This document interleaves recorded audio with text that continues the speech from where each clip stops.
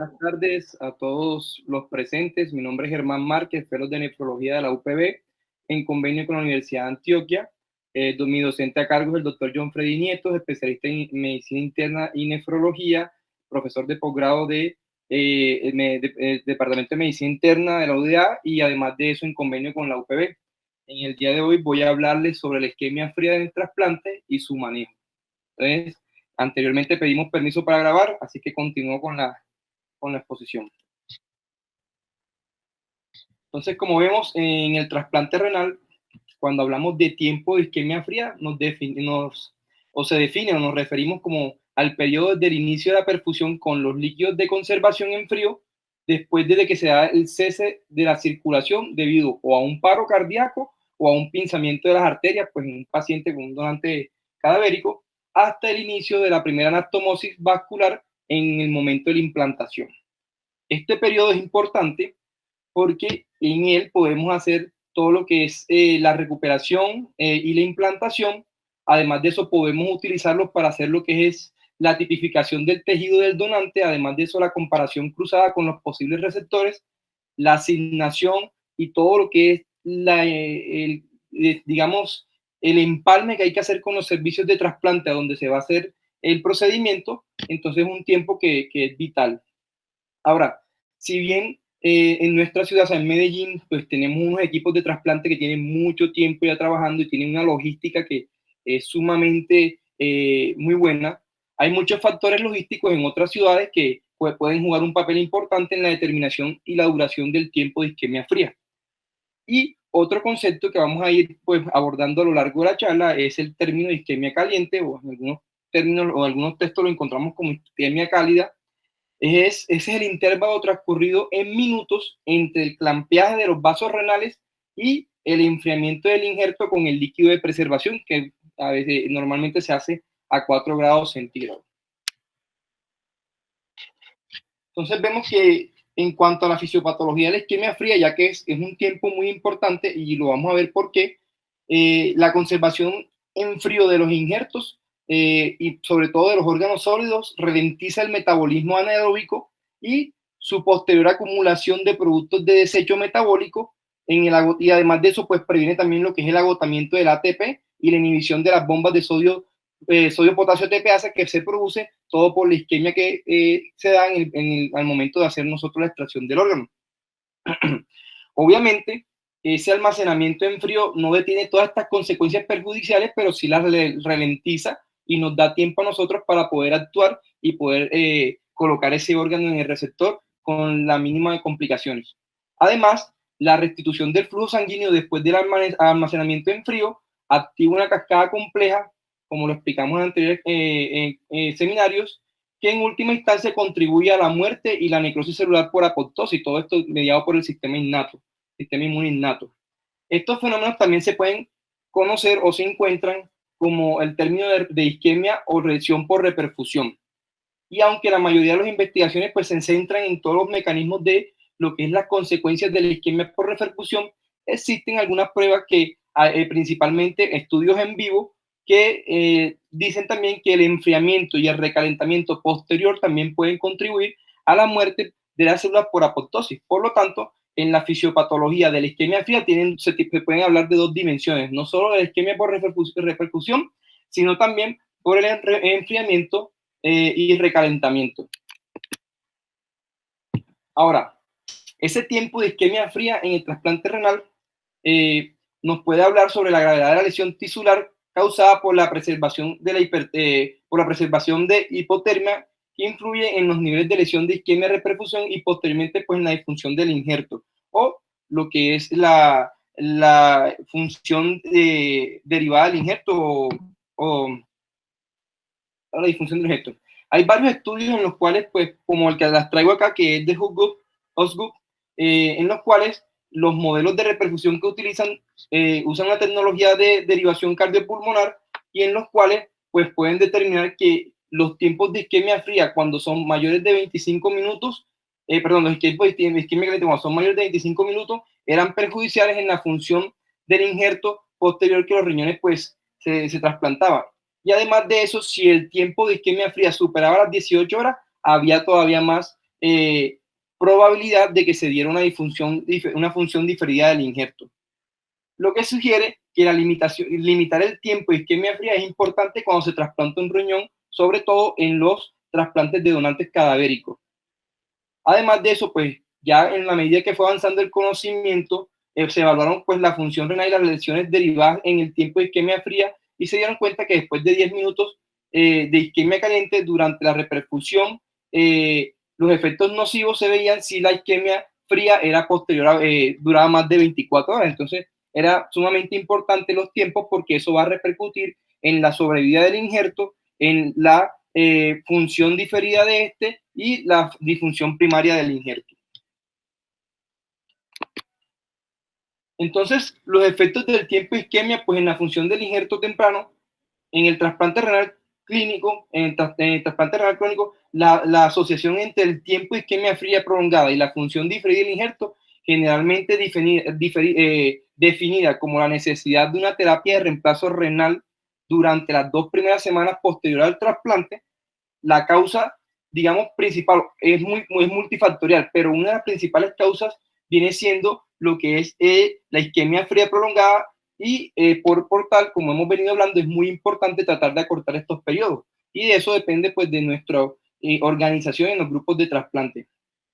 En este estudio que les traje acá, que fue por Doshi, el principal autor fue Doshi, en él realizaron un análisis multivariado de más o menos unos 5.382 pacientes, pares de receptor, perdón, descubriendo que, entre otros factores, un tiempo de isquemia fría más largo, o sea, de 22 horas versus 20 horas, eran los tiempos que ellos consideraban, estaba asociado con la ocurrencia de una función diferida del injerto, o sea, que estos pacientes iban a requerir diálisis, obviamente, con todas las connotaciones que implica esto, que era mayor tiempo de hospitalización, obviamente el paciente pues que tenía una esperanza de que saliera de la diálisis dura un poco tiempo más y todo lo que repercute esto.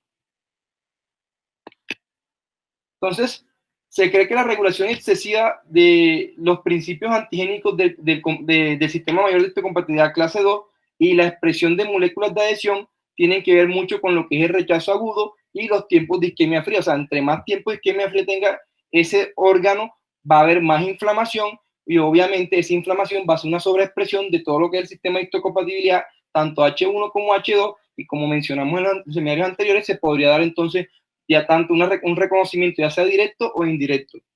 Y además de eso, también lo dijimos anteriormente, que los coestimuladores, que son moléculas que participan en la unión del receptor con el linfocito T, están presentes cuando se produce un daño endotelial o cuando hay infección. En pues, pacientes que tenían tiempos de isquemia fría, por ende tenían expresión de estos coestimuladores y se hacía reconocimiento. Entonces, aunque la función diferida del injerto se ha asociado con mayor incidencia de rechazo agudo, ahí, pues, los estudios, pues, digamos, son muy variados. O sea, hay unos que sí, otros que parece que no hay una asociación, pues, digamos, tan directa entre esto, pero en la práctica uno se da cuenta que estos pacientes, pues, como tienen función diferida del injerto, pueden hacer, pues, muchas más complicaciones, no solo hacer un rechazo agudo. Entonces, en cuanto a la influencia del tiempo en la isquemia fría del trasplante, pues entonces nos da el trasplante con criterios expandidos. Entonces, lo primero que tenemos que definir es cuáles son los donantes con criterios expandidos. Entonces, cuando hablamos de criterios expandidos, estamos hablando de aquellos donantes con edad mayor o igual a 60 años o donantes que tienen pues 50 años con al menos un criterio como son la hipertensión o creatininas elevadas por encima de 1.5 o que tuvieron el motivo de su deceso fue un evento cardiovascular, un accidente cardiovascular. Entonces, estos pacientes entran en el grupo de pacientes con criterios expandidos. O sea, anteriormente estos no se consideraban para hacer donación, pero obviamente por digamos, en la oferta y la demanda siempre hay más oferta hay más demanda que oferta, entonces pues tuvimos que hacer estos criterios expandidos para poder tener de pronto más órganos a trasplantar. Entonces, ¿qué pasa con estos donantes? ¿Cuál es el problema con estos donantes? Pues el tema con estos donantes es que estos riñones se aceptan con menos facilidad que los riñones de donantes pues con criterios estándares y esta colocación pues se retrasa con mayor frecuencia lo que lleva a tiempos de isquemia fría más prolongados y por ende, pues, hay mayor riesgo de disfunción de los injertos, como hemos venido comentando. Entonces, es ahí la importancia de que si el tiempo de isquemia fría, pues, es mucho más mayor en estos pacientes por todo lo que hemos comentado. Los tiempos de isquemia fría y dependiendo pues de la donación después de la muerte cardíaca, o sea, sabemos como hemos venido tratando en los anteriores escenarios que hay pacientes que fallecen por muerte cardíaca, o sea, por paro cardiorrespiratorio y hay pacientes que fallecen por muerte cerebral. Obviamente los pacientes que fallecen por paro cardiorrespiratorio, pues no tenemos tanto tiempo para hacer el rescate y no nos da tanto tiempo para poder hacer el emparejamiento. Por eso estos pacientes o estos órganos que vamos a trasplantar sufren mayor tiempo de isquemia en comparación con los pacientes con muerte cerebral, que nosotros en la unidad de cuidado intensivo podemos hacer ciertas medidas y estrategias para soportarlo y nos da mucho más tiempo, pues todo esto hace que ese órgano pues tenga pues mayor susceptibilidad a fallos a futuro, tenga mayor función de injerto diferida y obviamente pues les vaya peor y tenga menor sobrevida el injerto con respecto a los de pacientes que son por muerte cerebral.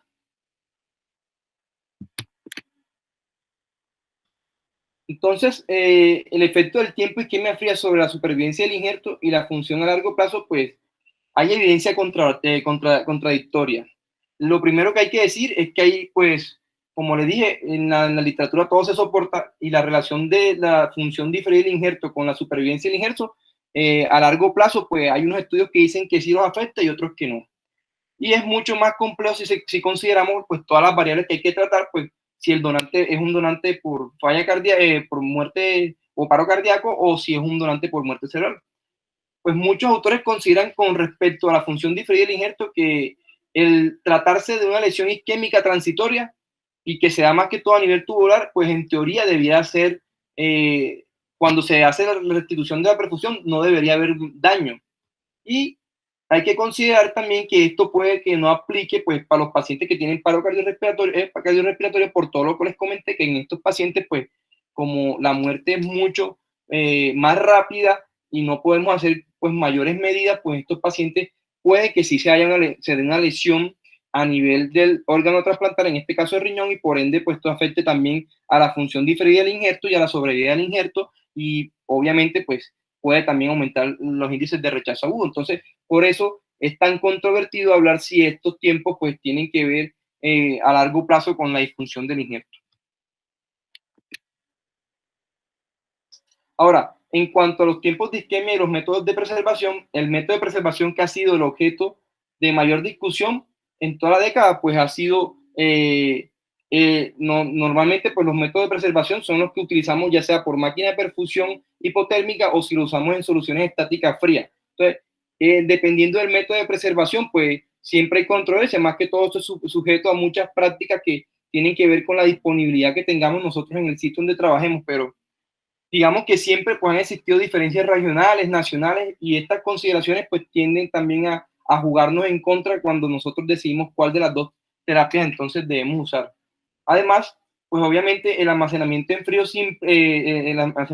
estático con diversos fluidos de conservación es relativamente económico en comparación a de pronto a usar máquinas de perfusión hipotérmica, ya que estas involucran mucho más costos, por ende pues se ha generalizado mucho más la preservación por soluciones frías. En general, se acepta que la conservación en máquina de perfusión hipotérmica permite un tiempo de isquemia mucho más prolongado, con mejores tasas de función diferida del injerto y supervivencia del injerto. Además de eso, pues es ideal en esos órganos que, digamos, llamamos marginales, o sea, esos órganos que vienen de pacientes añosos, como son los pacientes de criterios extendidos o aquellos pacientes que tienen parada cardiorrespiratoria en comparación con los que tienen muerte cerebral, por lo que habíamos comentado anteriormente, que estos pacientes tenían tiempos de isquemia mucho más prolongados. Entonces, en teoría, idealmente, deberíamos usar estas máquinas de perfusión hipotérmica si pudiéramos usarla con este tipo de pacientes, pero el resto de pacientes, o sea, los donantes normales y los de muerte cerebral, podríamos usar líquidos de preservación y igual no tendrían, digamos, tanta incidencia de disfunción del injerto. Ahora, las implicaciones clínicas de tiempo isquemia depende, pues, las consecuencias del tiempo isquemia fría prolongada son, digamos, identificables en las primeras horas o días de posterior al trasplante. Digamos que la función diferida, posiblemente una mayor tasa de rechazo, digamos, continuar con la terapia de reemplazo renal, como habíamos dicho, el paciente que fue a trasplantarse y terminó haciéndose UCI, todo esto pues lleva a una mayor complejidad en el manejo también inmunológico, también inmunosupresor, ya que estos pacientes pues pueden hacer también rechazo en diferentes, pues los pacientes que no hacen rechazo no necesitan tanta dosis de inmunosupresión, y además de eso prolongaría la estancia hospitalaria y también digamos que aumentaría los costos de la hospitalización, que ya de por sí ya son costosos. Ahora, como hemos venido hablando, hay dos métodos de preservación. Están los métodos de preservación por solución y está la máquina de perfusión, que digamos se ha generalizado mucho más los métodos de solución, por lo que dije que eran mucho más económicos, menos dispendiosos y por lo general no en todos los sitios pues tienen máquinas de perfusión. Entonces, por ende, pues las soluciones toman muchísima importancia. Se han desarrollado numerosas soluciones se han desarrollado numerosas soluciones para conservar pues o almacenar los órganos con el fin de prevenir sobre todo lo que es la isquemia y la hipoxia. Ese es el objetivo principal de estas soluciones. Digamos que las mejores conocidas pues son las que son las mejores condiciones de histocompatibilidad y garantizar la función inmediata del injerto serían como que las metas principales que nosotros deberíamos tener en cuenta cuando usamos este tipo de solución. Y obviamente la elección de las diferentes soluciones de conservación puede pues afectar el resultado del trasplante a largo plazo. Si usamos una solución para un órgano que no está pues avalada para este órgano, o si usamos una solución que digamos, dependiendo de la calidad del donante, o si es un donante por paro cardiorrespiratorio, o si es un donante por muerte cerebral, deberíamos tener una solución que se acomodara a las condiciones de ese donante para poder minimizar todo lo que es el daño isquémico y así poder pues garantizar que ese injerto tenga mayor sobrevida. Entonces, entre las soluciones que más se utilizan están estas 5, hay muchas otras soluciones, pero quise traer estas que son las que, digamos que en las investigaciones que hice vi que son las que más utilizamos, entre las cuales está la solución de Collins, la solución de la Universidad de Wisconsin, la solución de histidina, triptófano y cetoglutarato, que es la conocida por HTK, la solución de Celsius y lo que es la solución hipertónica de citrato de adenina. Entonces, en la solución de Collins, pues basándonos en los descubrimientos que hicieron para cuando crearon estas soluciones de que los riñones pueden absorber agua y sodio y perder potasio, cuando se priva de oxígeno y digamos, y se les da nutrientes y en condiciones de hipotermia, por ende, se crearon estas soluciones. La solución de Collins fue inicialmente diseñada para tener, digamos, concentraciones altas de potasio, magnesio y sodio y baja para limitar así, pues, lo que es la entrada de líquido intracelular, obviamente, y además de eso evitar el edema. En estas soluciones, pues, la base es una base de fosfato con una alta concentración de glucosa que equilibra la osmolaridad. Posteriormente, pues, se realizó una variación, una modificación de esta solución y la llamaron EC.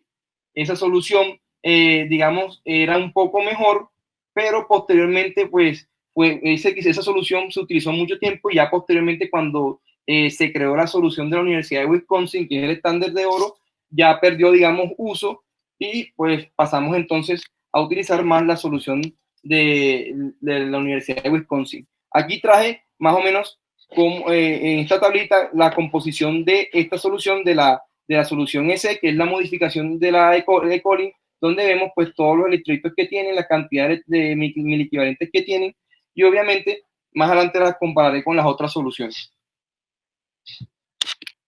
Ahora, hablando del estándar de oro, el gold estándar, pues, que encontré en la literatura, la solución de Wisconsin, es una solución que, digamos, de almacenamiento frío más común, pues, para conservar los órganos, la que más se utiliza. Inicialmente se desarrolló como una solución para lo que eran los trasplantes de páncreas y posteriormente fue, digamos, avalada para hacer trasplantes de riñón, hígado y intestino delgado. Al igual que la solución de Collins, la solución modificada de Collins, es una solución para poder hacer una conservación del medio intracelular. Por eso tiene concentraciones bajas de sodio y altas concentraciones de potasio para, digamos, imitar el entorno intracelular. Y como todo, pues hay ciertas desventajas y ventajas que tiene esta solución. Las ventajas de la solución de Wisconsin en comparación con la solución CE o la modificada de Collins es que esta solución usa almidón de hidroxietilo y este sirve como un vehículo coloide para minimizar el edema intersticial que de pronto sí se podía producir con la solución de Collins. Además de eso se introdujo pues un sustrato metabólico como fue el lactobianato y la rafinosa para reemplazar lo que era la glucosa y así prevenir la hinchazón o el edema celular. Además de eso se le añadió también alopurinol y glutatión como captadores de radicales libres y obviamente disminuir todo lo que es el estrés oxidativo, y se utilizó adenosina para lo que era digamos, la pérdida de ATP para que las células pudieran utilizar más ATP y obviamente conservaran más los procesos fisiológicos. Además de eso, pues la solución de Wisconsin ha demostrado pues una superioridad, digamos, en los estudios de versus con la solución de Collins o la modificación de la solución de Collins. Y hay muchos ensayos, por eso es una de las soluciones que pues más se utiliza y digamos que es a un precio accesible. Las desventajas de esta solución es que al ser, digamos, al utilizar un almidón, esta solución es muy viscosa y por lo general pues complica un poco el lavado al momento de sacar el órgano y hacer el proceso de, digamos, de trasplante. Y además de eso, pues hay que adicionarle penicilina G, dexametasona e insulina antes de su uso, y esto pues obviamente eleva un poco los costos. Se dice que según la publicación que era de este artículo, digamos que más o menos en Estados Unidos el precio promedio de esta solución era unos $280, con todo lo que eran los aditivos, o sea, con la penicilina y todo, llegaba a los 300, pues digamos que no es una solución tan cara. Ahora, la solución de histidina, triptófano, cetoglutarato, o más conocida como HTK, es una solución que fue principalmente desarrollada para lo que eran las soluciones para producir una apoplejía a nivel de cirugías cardíacas. Eso principalmente se dio en 1970 y posteriormente se demostró ser eficaz para lo que era la preservación del hígado, riñón y el páncreas.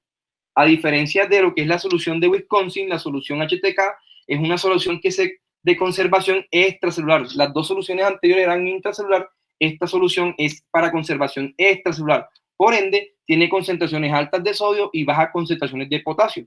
Además de a esta le aplicaron o le agregaron aparte histidina y el triptófano y el acetoglutarato, que son como los tres componentes principales de esta solución que no tienen los anteriores soluciones que mencioné.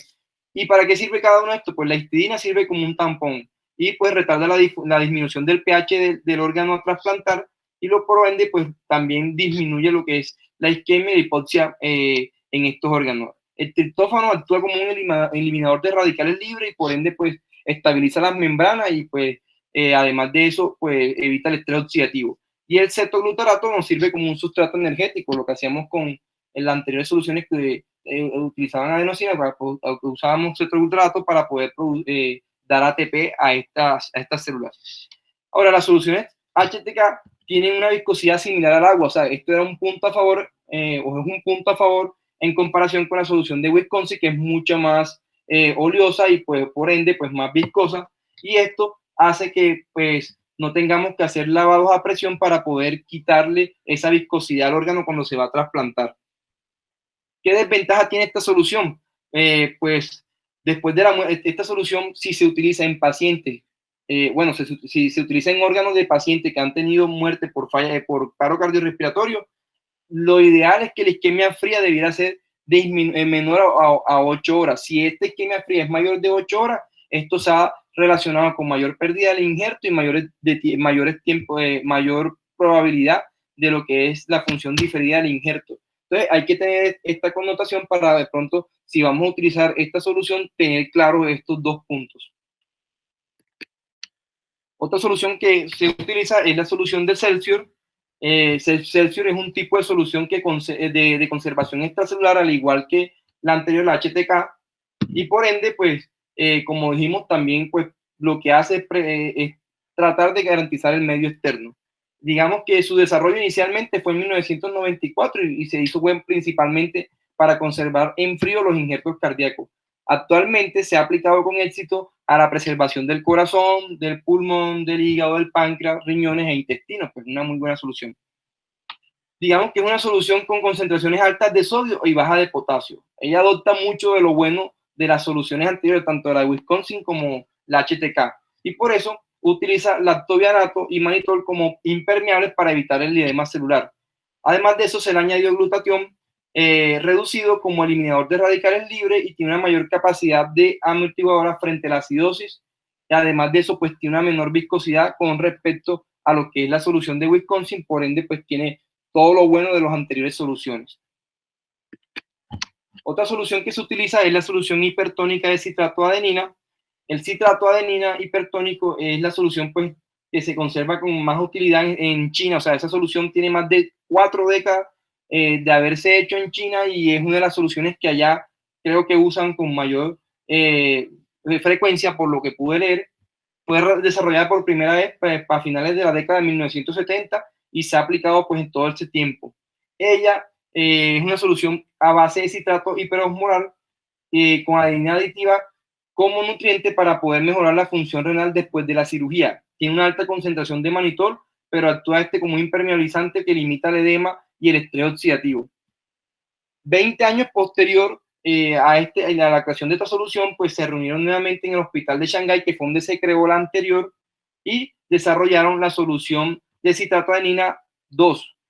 Fue basada en la fórmula anterior, pero hicieron unas cuantas mejoras, como por ejemplo, en el sistema, en vez de usar citrato, usaron un sistema de doble tampón en el cual usaron citrato y fosfato, por lo cual logró una capacidad de tampón mucho mejor.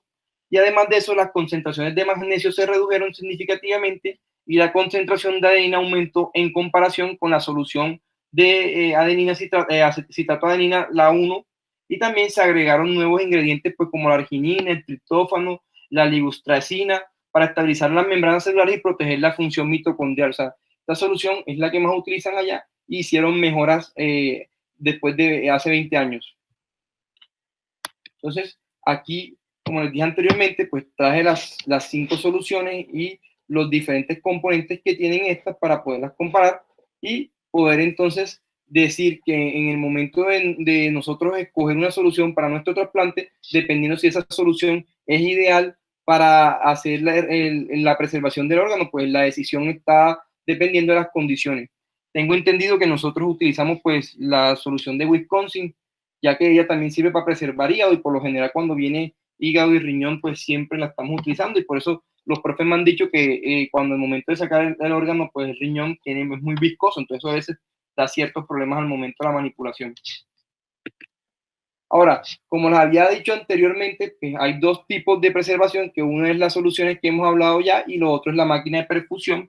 Entonces, estas máquinas nacen pues del esfuerzo para maximizar el aprovechamiento de aquellos órganos digamos que tenían un tiempo de isquemia fría prolongado o que los pacientes pues tenían muerte por paro cardiorrespiratorio, que les comenté. Pues esta sería digamos, la técnica de preservación para este tipo de pacientes. Y es que como vamos a ver, los riñones cadavéricos siempre requieren algún tipo de técnica para preservarlos y así minimizar lo que es la lesión causada por la isquemia y reperfusión. Ahora, a pesar de que pues, esto pinta muy bien, pues la verdad es que las máquinas de perfusión pues no se usan, digamos, han caído en desuso, sobre todo porque digamos que la técnica es muy compleja, los costos pues son muy altos y obviamente las soluciones de perfusión, de las soluciones pues que hablamos anteriormente son mucho más económicas y por ende pues se utilizan más. Ahora, la literatura dice pues que de unos 10 a 15 años vienen pues otra vez resurgiendo los conocimientos y la duda si utilizar estas máquinas, principalmente porque digamos que por la poca oferta de órganos hemos tenido que usar los donantes de criterios extendidos y obviamente pues estas máquinas darían una mayor supervivencia al injerto y por ende pues serían las ideales para poder utilizarlas. Aquí les quise traer una tablita en la cual pues hay 2 tipos de máquinas de perfusión, sobre todo pues se clasifican en cuanto a la temperatura que utilizan, o sea, hay máquinas de perfusión hipotérmica y hay máquinas de perfusión normotérmica. Como vemos, el mecanismo de las máquinas hipotérmicas lo que hace es usar, al igual que las soluciones de almacenamiento frío, la temperatura reducida pues reduce el metabolismo de las células, así reduciendo las demandas de oxígeno y teniendo pues obviamente el flujo pulsátil que le aplica la máquina, proporciona un suministro de nutrientes y además de eso potencia pues lo que es la protección del tejido endotelial a nivel de riñón y se pasó. Y las máquinas de las que son normotérmicas lo que hacen es la continuación del proceso fisiológico normal y la restauración pues del ATP y además de eso la reparación de los tejidos antes del trasplante. Entonces, el uso actual pues obviamente, como les dije anteriormente, es la más común, las hipotérmicas, las normotérmicas, digamos que han venido, digamos, ahora mismo haciéndose estudios, todavía no se ha podido pues digamos, generalizar su uso, pero las que principalmente se utilizan son las hipotérmicas. La logística, pues como le dije, esta se realiza con soluciones que van más o menos de 1 a 8 grados, con perfusiones generalmente libres de células, a diferencia de las que son normotérmicas, que usan técnicas más desafiantes, realizando el baño con líquidos de 32 a 36 grados y obviamente generalmente pues perfundido por glóbulos rojos, porque la idea es que sea un proceso mucho más fisiológico que de pronto la hipotérmica. En cuanto a la evidencia, pues las tasas de reducción de esta sigla es la función diferida del injerto versus a lo que son las soluciones estáticas de preservación. Hay una tendencia pues a mejorar con respecto a lo que son las soluciones que usamos normalmente, por ende se recomendaría más usarlas en pacientes donantes cadavéricos que hayan sido por paro cardíaco o que tengan pues alto riesgo de disfunción del injerto o que tengan pues función diferida del injerto, alto riesgo de función diferida. Su uso adicional, pues obviamente nos permite, en la parte adicional nos permite evaluar a través de biomarcadores que pasan por la bomba, o sea, por el perfusato, y es posible que estas terapias nos pueda dar, por los biomarcadores, podamos ver la calidad de ese órgano y qué tanto ha sufrido con los tiempos de isquemia fría y isquemia caliente. Entonces, acá están como las principales características de cada una. Obviamente la que más se utiliza, pues, dentro de lo que no se utiliza, pues, porque la verdad es que casi no se utiliza es la hipotérmica, pero dos estudios van a favor de usar también la normotérmica. Entonces, pues vamos a ver qué nos dice qué nos dice pues los siguientes tiempos a venir. Entonces, como les dije, la máquina de perfusión hipotérmica actualmente pues ha perdido desuso, pero es un tipo de máquina pues que se utiliza para rescatar riñones que han sido pues riñones pues de pacientes que tienen muchas más comorbilidades. Como le dije la parte anterior, pues lo que hacemos con la perfusión hipotérmica es tratar de disminuir la tasa metabólica y además de eso, tanto el almacenamiento en frío estático como la máquina de perfusión hipotérmica prolongan la vida del órgano extraído y disminuyen pues lo que es los episodios de disfunción del injerto y además de eso disminuyen todo lo que, o aumentan más bien las expectativas de vida de ese riñón, de ese órgano. Además de eso, pues como ellos activan o hay una mayor activación de lo que es la óxido nítrico sintetasa, que es un vasodilatador, bueno, un precursor para el óxido nítrico, esto lo que hace es que hay una mayor protección del endotelio y obviamente cuando se da una lesión por isquemia y reperfusión, pues a estos pacientes que utilizan este tipo de máquinas, pues les va mucho mejor.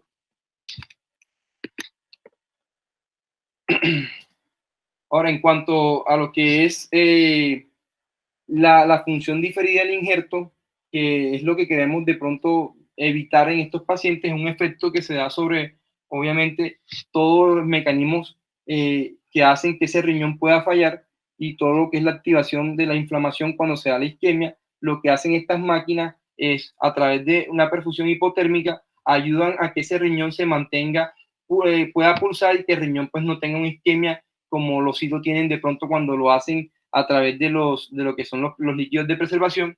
Y hay evidencia sólida en la literatura que estas máquinas, o sea, las máquinas de perfusión hipotérmica, reducen la incidencia y la duración de la función diferida del injerto, como lo hemos dicho, y mejora la supervivencia del injerto. Entonces, estos beneficios pues, se observaron tanto en donantes con muerte cerebral como con pacientes con paro cardíaco.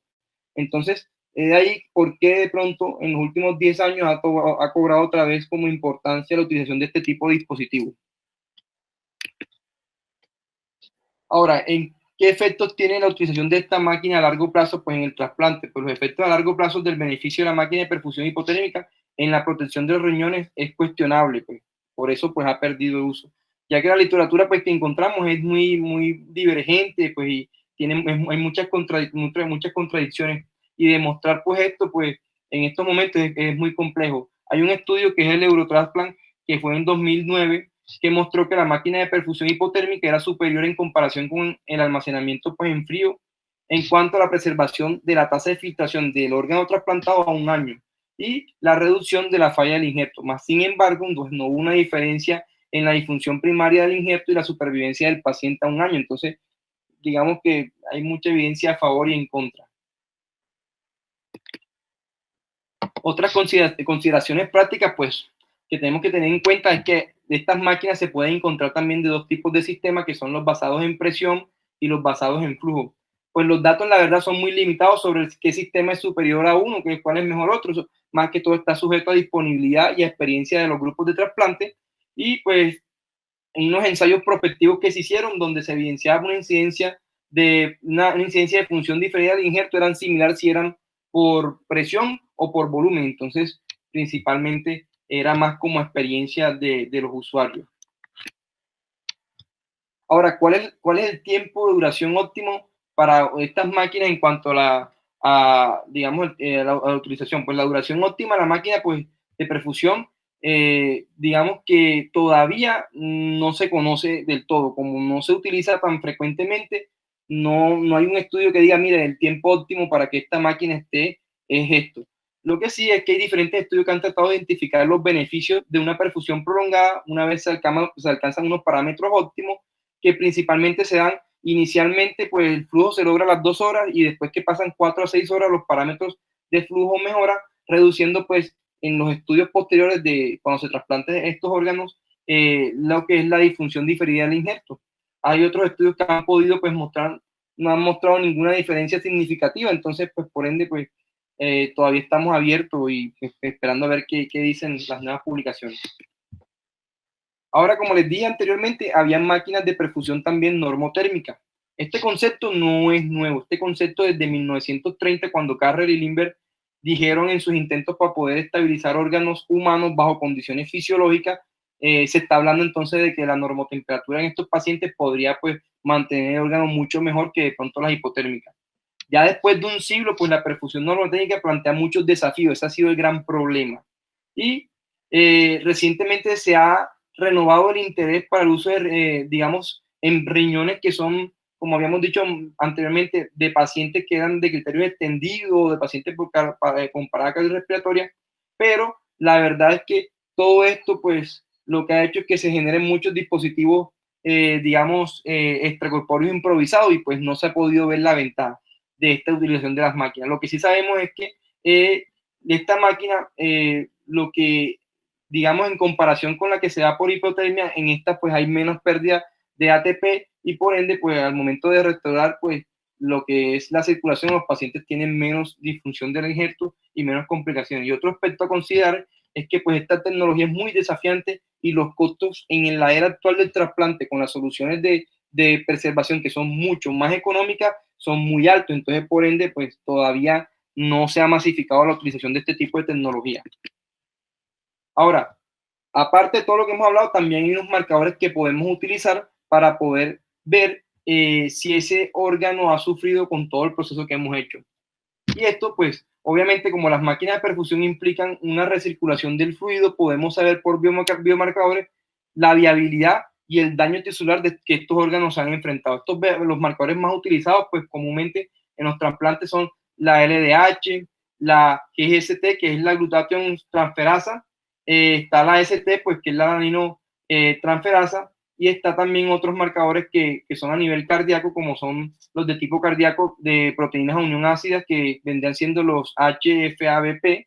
Entonces, estos marcadores nos pueden servir para, por lo menos, cuando medimos lo que es el GST, que son los niveles de glutatión S-transferasa, estos están estrechamente relacionados con el tiempo de isquemia caliente y también representa un factor de riesgo independiente para lo que es la función diferida del injerto. O sea, entre más elevado esté, hay mayor probabilidad de que ese órgano, de que ese paciente que vamos a trasplantar requiera diálisis posterior porque el órgano no ha arrancado su función. Y los niveles más altos también de lo que es la N-acetilglucosamida, que es la NAG, y de las proteínas de unión ácidos grasos de tipo cardíaco, que son los HFABP, se han relacionado, obviamente, que digamos que estos pacientes pueden presentar, cuando presentan valores elevados, mayor probabilidad de función diferida del injerto, aunque tiene un poco valor predictivo. Entonces, digamos que no es que aporte mucho al momento de nosotros tomar la decisión de si vamos a trasplantar o no este órgano. Bueno, espero que haya sido de su agrado la exposición y que pues haya podido aclarar conceptos. Entonces, nosotros en el hospital hemos tenido en estos 15 años de trasplante, hemos tenido la experiencia principalmente con donantes óptimos. Los donantes de criterios extendidos que hemos usado han sido muy pocos. De todas maneras, porque teníamos muy buen número de donantes. Sin embargo, en el último año, la tasa de donación se ha bajado ostensiblemente y ya nos estamos viendo en la necesidad de tomar donantes de criterios extendidos. Como muy bien lo dijo Germán, el donante de criterios extendidos es aquel donante que de pronto tiene una función renal basal no óptima, tiene algo de disfunción renal, o aquel donante que durante su proceso de muerte presenta algún tipo de lesión renal aguda y que puede comprometer la función del órgano en el receptor. Entonces, de ahí que, ¿cuáles son estos? Generalmente se define como el donante que tiene más de 60 años, o si no tiene más de 60 años, el que tiene entre 50 y 60 años y tiene una creatinina al momento de la muerte mayor de 1,5, o tiene historia de hipertensión arterial o murió de algún accidente cerebrovascular. Esos son como los donantes de criterios extendidos que se han definido en la literatura. Sin embargo, pues se puede considerar donante de criterio extendido aquel riñón u órgano que no es óptimo en su función y que va a ser trasplantado. Entonces ahí tenemos otros pacientes que hacen lesión renal aguda durante el proceso de muerte, o donantes pediátricos generalmente menores de 20 kilos, etcétera, o pacientes que tengan otras patologías, no tiene que ser la hipertensión, por ejemplo, diabetes, falla cardíaca o patologías que puedan comprometer la función de los órganos. Eso pudiera definirse como criterios extendidos. ¿Qué sabemos de eso? Que los criterios extendidos nos van a condicionar una menor función de ese riñón que vamos a trasplantar. Sin embargo, si ese riñón se trasplanta a esa persona va a tener un mejor pronóstico que quedarse en lista de espera. Entonces, si hoy en día estamos muy limitados en órganos y no hay suficientes órganos para trasplantar a todas las personas que están en lista de espera, pues tenemos que coger mano de estos riñones. ¿Y a quién ponérselo? Pues realmente estos riñones de criterios extendidos deberían ponérsele a personas más añosas, que tienen menor expectativa de vida, y donde el riñón que se le va a poner le va a dar una función subóptima, pero le va a ser suficiente para el tiempo de vida que le queda a ese receptor. Me explico, una persona mayor de 60 años que tenga insuficiencia renal crónica terminal, pues tiene una expectativa de vida muy baja, generalmente menor de 2 a 5 años. Si lo trasplantamos, le podemos dar una mejor calidad de vida durante aproximadamente 7 a 10 años, y eso le va a mejorar su pronóstico y va a ser mucho mejor que quedarse en diálisis. Si una persona mayor de 60 años está en diálisis y se queda ahí, la expectativa de vida es muy corta. Entonces, por ese motivo se usan los criterios extendidos. Nosotros, de todas maneras, no tenemos experiencia en criterios extendidos porque no los habíamos tenido que usar hasta ahora. Entonces, este trabajo que hicimos de tiempo de isquemia fría y función retardada del injerto en una corte de pacientes de nuestra institución fue con criterios óptimos, es decir, no habían pacientes con criterios extendidos.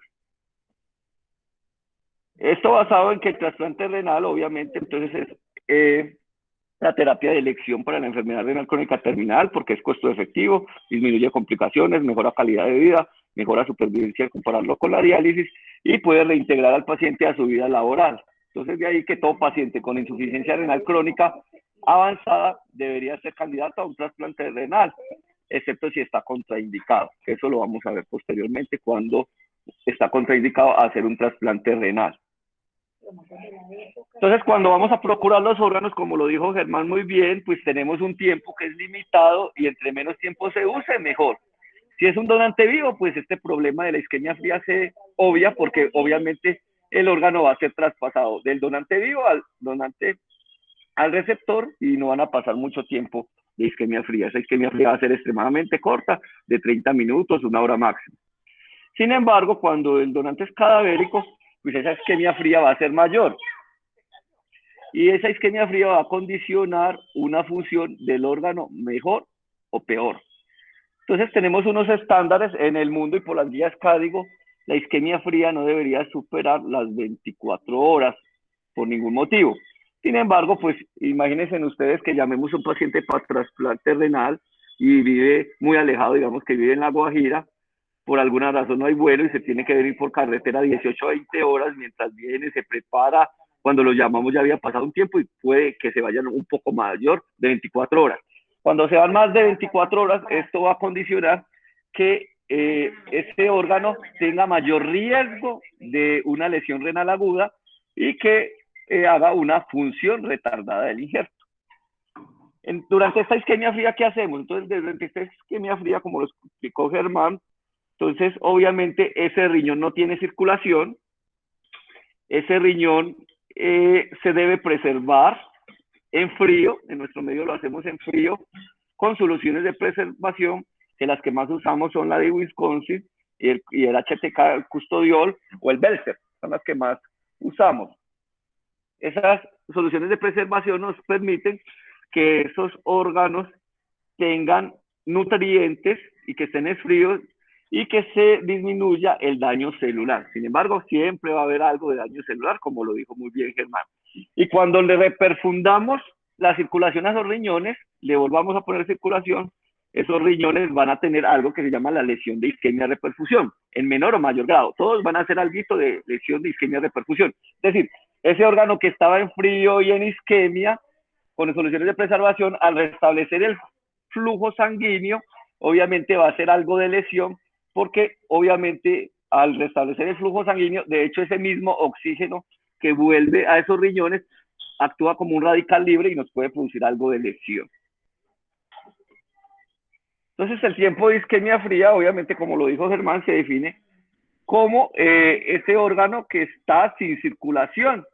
Entonces va desde que se hace el clamp en el donante hasta que ese órgano es implantado en el receptor. Todo ese tiempo se llama isquemia fría. Y hasta el inicio del implante, porque obviamente cuando ya lo sacamos del frío y lo empezamos a colocar en el receptor, pues ya hay un tiempito que llama la isquemia caliente, que es lo que se demora el cirujano en realizar las anastomosis vasculares.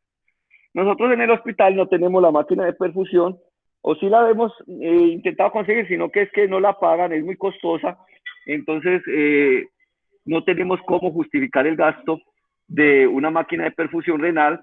Cada conservación de cada órgano con la máquina valdría 3 millones de pesos, es decir, conservar los 2 riñones valdría 6 millones de pesos por las soluciones que se utilizarían para eso. La máquina la dan en comodato, la empresa que ofrece la máquina gana por los kits que se requieren para cada riñón, y en promedio son 3 millones de pesos por riñón, y entonces imagínense, eso incrementaría el costo de cada riñón en 3 millones de pesos, lo cual de todas maneras con el paquete que es bien limitado, entonces no nos lo permite usar. Pero si en el mundo ideal, si ustedes tuvieran la máquina de perfusión, no cabe duda que es mejor usarla porque preserva mejor el órgano a trasplantar. Y si ese órgano es de criterios extendidos, con mayor vera. Lo que queremos entonces es trasplantar ese riñón para que tenga una buena perfusión y que tenga el menor daño posible en ese proceso. Y para que tenga un riñón funcional, es decir, que inmediatamente empiece a hacer sus funciones, que produzca orina inmediatamente de buena calidad y que depure las toxinas sanguíneas en el menor tiempo posible. Sin embargo, pues no siempre ocurre así y hay complicaciones que se pueden presentar y limitar la función de ese riñón trasplantado, como es la trombosis, la filtración urinaria, el rechazo del injerto, el sangrado que requiera reintervención quirúrgica o que nos ponga en shock al paciente, y obviamente la función retardada del injerto.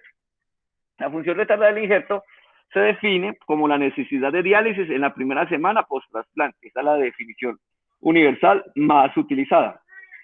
Sin embargo, como uno a veces se puede aguantar la diálisis en el paciente más tiempo, el paciente puede quedar orinando y no depurar y uno aguantarse creatininas muy altas, manejar la acidosis y el potasio por otras vías. Entonces, por eso estos otros criterios también se han acogido como definición de función retardada del injerto, como una disminución de la creatinina sérica menor al 10% por día durante 3 días consecutivos, o un nivel de creatinina sérica mayor a 3 al quinto día del trasplante. También podrían ser definiciones de función retardada del injerto.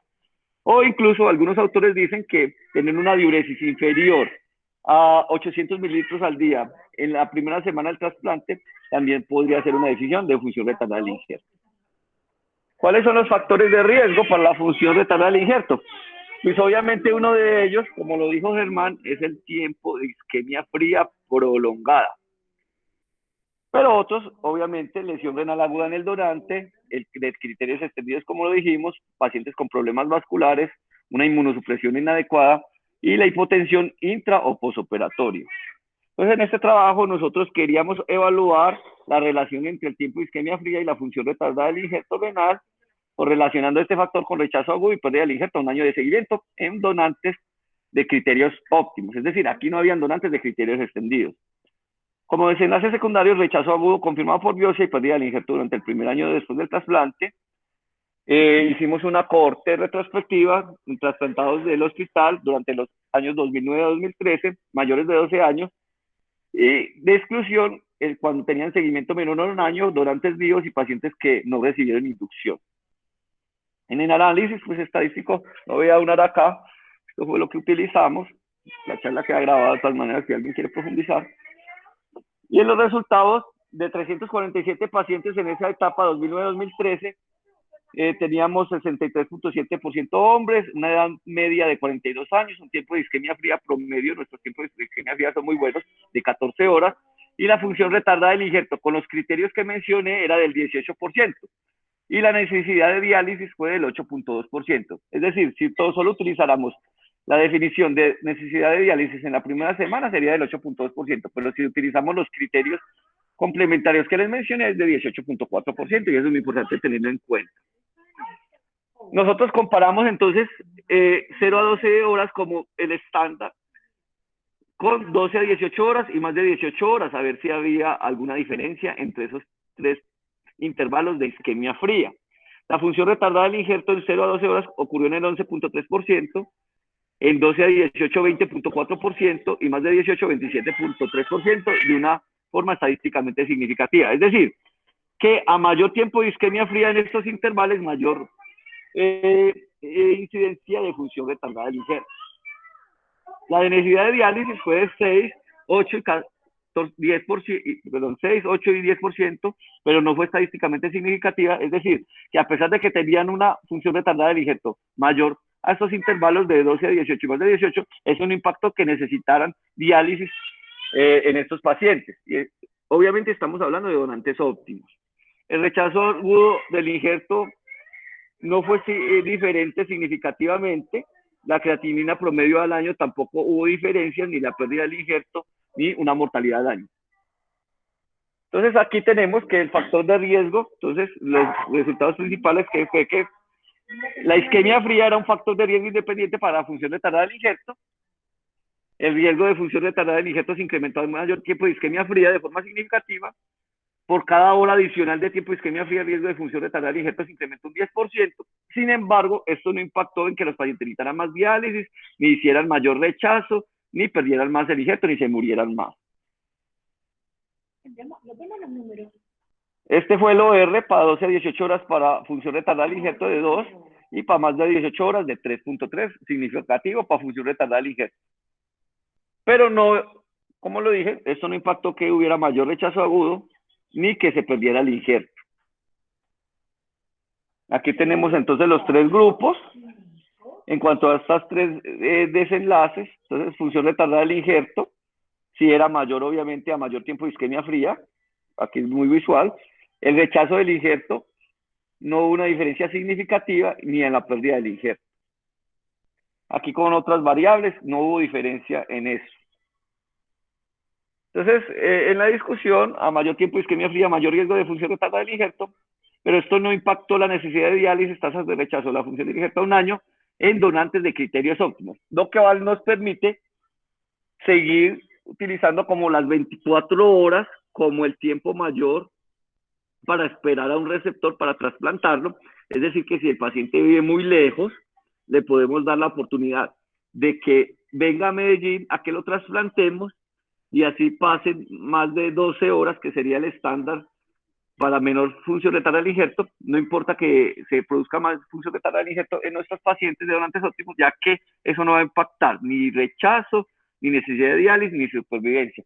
Entonces, si el paciente demora 15, 20 horas para llegar, no habrá ningún problema, va a tener unos buenos resultados. Ese artículo pues está publicado y eso era como lo que tenía.